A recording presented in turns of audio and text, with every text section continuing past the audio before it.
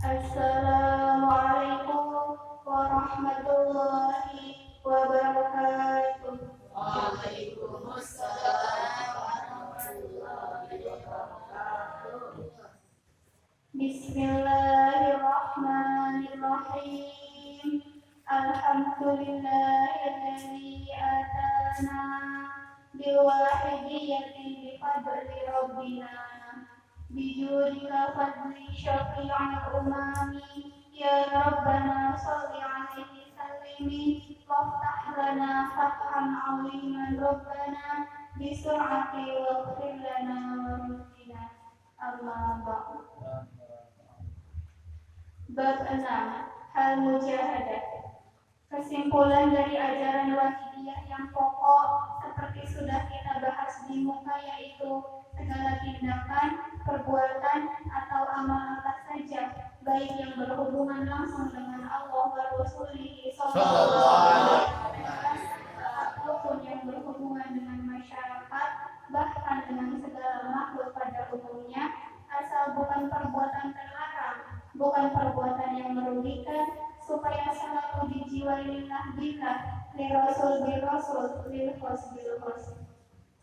Di samping itu, agar supaya melaksanakan yuktikul ladhi haqqin haqqo, memenuhi segala kewajiban tanpa menuntut hak dengan prinsip taqdimul aham falaham, thummal amsa falaham, mendahulukan yang lebih pasti aham dan memilih yang lebih besar manfaatnya anfa. Semua ilmiahnya sudah kita bahas dan mari kita terus kita praktekkan, kita terapkan dan kita tingkatkan. Allah Subhanahu wa Ta'ala memberi kepada setiap manusia dua rangkaian bentuk kekuatan, kekuatan lahir dan kekuatan batin, kekuatan jasmani dan kekuatan rohani. Kedua-duanya harus digunakan oleh manusia untuk memperoleh keselamatan dan kebahagiaan hidup di dunia dan di akhirat. Hanya menggunakan kekuatan lahir saja berarti menyia-nyiakan pemberian Allah Subhanahu wa Ta'ala yang berupa kemampuan batin dan masih tersesat, kemudian terjerumus kepada kehancuran. Begitu juga hanya menggunakan kekuatan batin saja juga termasuk penyelewengan, yakni tidak mensyukuri nikmat pemberian Allah berupa kekuatan lahir, dan oleh karena itu tidak akan mencapai apa yang dicita-citakan, terkecuali yang mendapat fadl khusus dari Allah Subhanahu wa Ta'ala. Kemampuan rohani dan kemampuan jasmani harus digunakan seirama dan seimbang. Akan tetapi sayangnya, kebanyakan manusia hanya kekuatan lahir saja yang digunakan paling menonjol, sedangkan kemampuan batin, kemampuan rohani jauh terbelakang dibanding dengan aktivitas lahir. Padahal sebenarnya kemampuan lahir itu lebih terbatas jika dibanding dengan kemampuan rohani. Sekalipun kekuatan lahir disediakan pengaturan-pengaturan dan dibuatkan persiapan-persiapan. Di samping itu, pada kekuatan lahir banyak dijumpai risiko-risiko yang lebih besar dibanding dengan penggunaan aktivitas batin. Dan penggunaan aktivitas batin itu tidak akan mengganggu pelaksanaan aktivitas lahir, bahkan menunjangnya. Kemampuan batin atau kemampuan rohani sebaliknya adalah luas sekali, tidak terbatas, dan justru besar sekali menunjang kelancaran penggunaan kemampuan lahir. Semakin banyak, semakin tekun menggunakan kemampuan rohani, semakin besar pula potensi batinnya seseorang, dan semakin dekat kepada ridho Allah Subhanahu wa Ta'ala, dan otomatis semakin mustajab.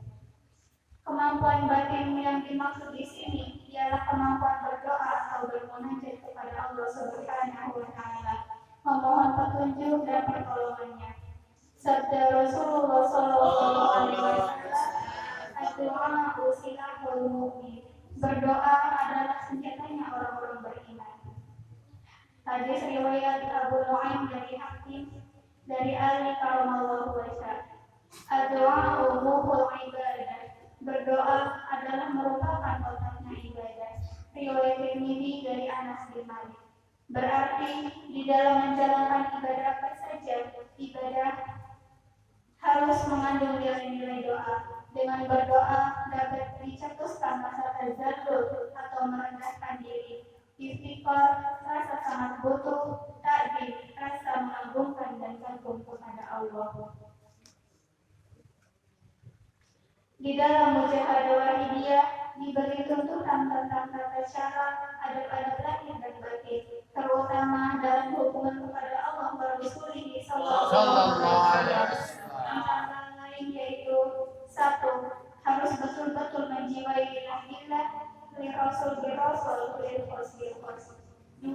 Mengakui dengan jujur atas segala dosa kita, bahkan harus benar-benar merasa menjadi sumber segala dosa, merasa zalim, bahkan merasa menjadi sumber segala kezaliman, merasa bahwa di dunia ini tidak ada orang yang lebih buruk, lebih berlarut-larut, lebih zalim, penuh berlumuran dosa daripada diri kita, berdosa kepada Allah wa Rasulihi sallallahu alaihi wasallam, berdosa kepada Khusyid Zaman radhiyallahu anhu, berdosa kepada orang tua, berdosa kepada keluarga, terhadap tetangga, kepada pemimpin, kepada rakyat, terhadap bangsa dan negara, terhadap agama dan sebagainya.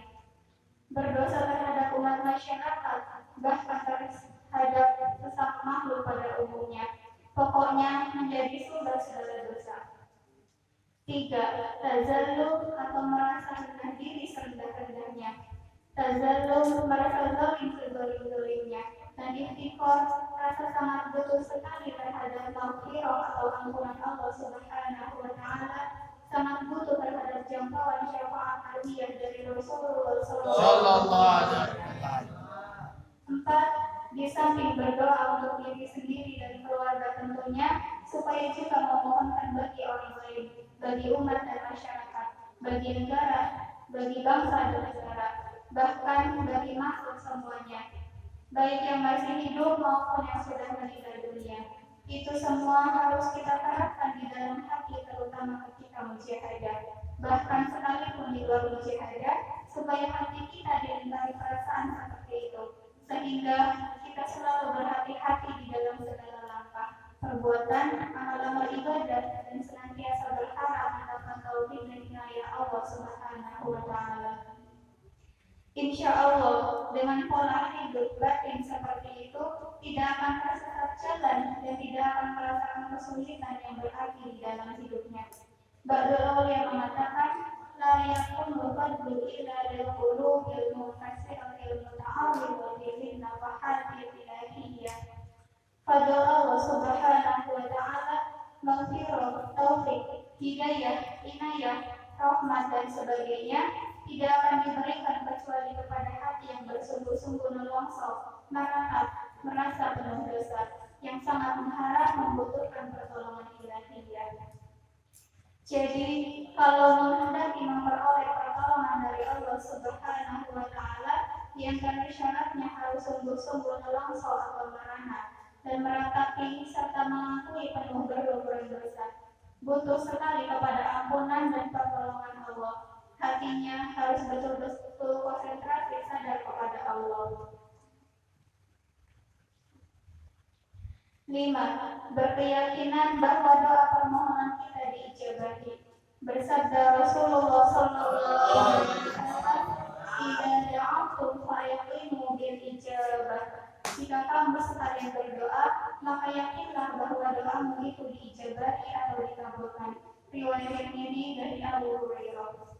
Dengan mujahadah wahidiyah, diri kita terdidik menjadi orang yang berakhlak bi akhlaqillahi wa bi akhlaqi Rasulihi sallallahu alaihi wasallam, yakni rauf rahim atau kasih sayang terhadap sesama manusia, bahkan terhadap sesama makhluk Allah. Istilah Pancasila berperik kemanusiaan yang beradab dan melaksanakan sabda Rasulullah sallallahu alaihi wasallam, irhamu ma fil ardi yarhamkum man fis samai, yang artinya kasih sayanglah kepada orang di bumi, maka akan sayang kepada segala makhluk di langit.